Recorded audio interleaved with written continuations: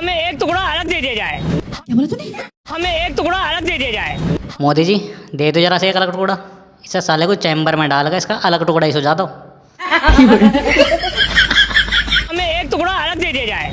दिया तो था 1947 में अलग टुकड़ा, पर क्या हुआ, आज वही टुकड़ा इंडिया का कैंसर बना बैठा। बिल्कुल राइट। और तू क्या चाह रहा, इंडिया एक और कैंसर पाल ले, धर्म के नाम पे अलग टुकड़ा देगा तुझे? इंसान की तरह तुझे यहाँ रहना तो रहे, अन्य जो अलग टुकड़ा दिया था ना, जाकर बस जाओ उसी नरक में। और वैसे भी इन धर्मों ने देश को दंगे और नफरत के अलावा दिया क्या है? सही पकड़ा। हाँ। एक धर्म ने पढ़े लिखे डॉक्टर को खुद को बम से उड़ाना सिखा दिया, और दूसरे धर्म ने निहत्थे इंसान के मोब लिंचिंग करना। टुकड़ा कौन सा अलग किस इंडिया में दिया जाए ना, बाहर छोड़ दिया जाए। हाँ हाँ आजा ले ले, इंडिया में एक अलग टुकड़ा, पाकिस्तान बांग्लादेश लेकर मन्ना भरा क्या, जो एक और अलग टुकड़ा चाह रहा। साले कोई दीन ईमान है तुम्हारा? और एक अलग टुकड़ा लेकर धर्म के नशे में अंधा हो गया, दूसरों को मारना काटने के अलावा तू करेगा क्या? बिल्कुल राइट। और जब एक पढ़ा लिखा डॉक्टर इस धर्म के जंजाल से बाहर ना निकल पाया, उसने खुद को बम से उड़ा लिया, तो तुझ जैसे अनपढ़ जाहिल से हम उम्मीद क्या रखें? ये तो लेने के देने पड़ गए। उत्तर प्रदेश में मोदी आएगा। इंडिया सरकार की बात करते हैं भाई केरल में मोदी आ गया, तुम्हारे क्या नाम है उत्तराखंड में मोदी आ गया, भाई हर जगह मोदी आ रहा है। सर। मान लो सुहागरात आपकी होती है, आप समय पे ना पहुंच पाए तो मोदी आएगा। और एक ये नमूना है जो धर्म के नशे में अंधा होके अपनी सुहागरात को बलिदान करने में तैयार है।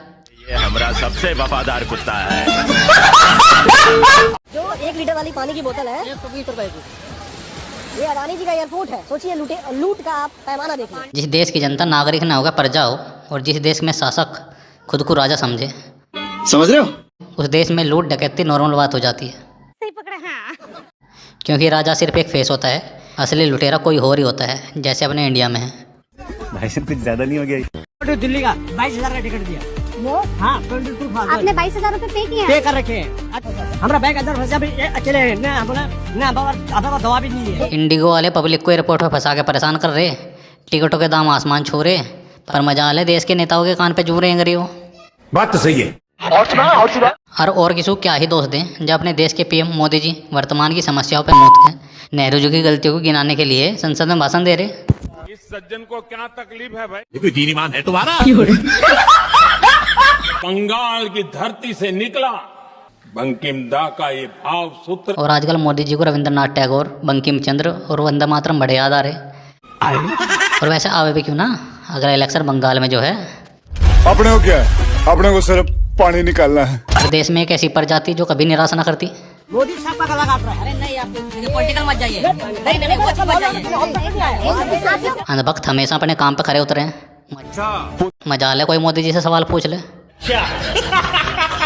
एयरपोर्ट पे लगेज फंसा हुआ, खुद 20-22 घंटे से परेशान है, पर मोदी जी तो सवाल बर्दाश्त नहीं करेगा। मोदी तेरा अंधभक्त। अब महंगाई बढ़ गया तो मोदी जी कर दिया, फ्लाइट कर मोदी जी। और कौन जिम्मेदार है इस महंगाई के लिए, नेहरू जी या गांधी जी? क्या बात कर रहे हैं बाबा? हम समझाते हैं। मोदी जी फ्लाइट आपका डिले नहीं करवा दे रहे हैं। अबे एयरलाइन को प्राइवेट हाथों में मोदी जी ने दिया, नेहरू जी ने ना। ये तो लेने के देने पड़ गए। मोदी जी आप लगे रहो इलेक्शन खेलने में, मोर्चा तो अंधभक्तों ने अच्छे से संभाल रखा।